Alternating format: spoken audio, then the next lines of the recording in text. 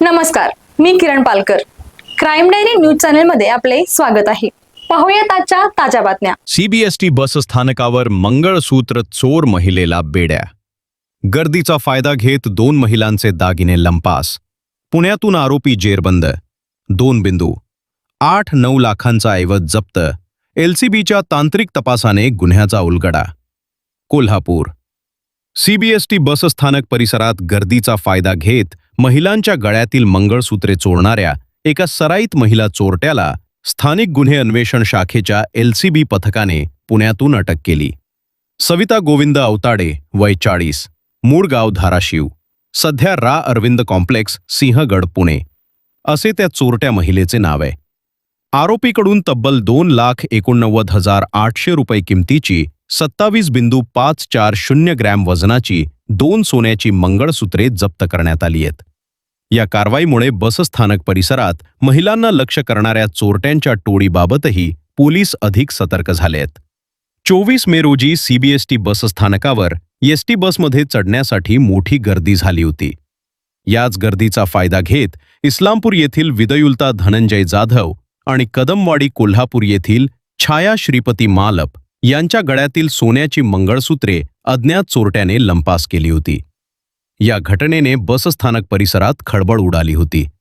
Shahupuri police ठाण्यात या प्रकरणी भारतीय न्याय संहिता कलम 303(2) अन्वये गुन्हा दाखल करण्यात आला होता.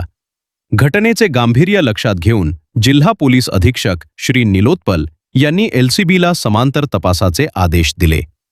पोलीस निरीक्षक सुशांत चव्हाण यांच्या नेतृत्वाखाली विशेष पथकाने घटनास्थळाची पाहणी करत सीसीटीव्ही फुटेज, तांत्रिक माहिती आणि पोलीस अभिलेखांची छाननी सुरू केली.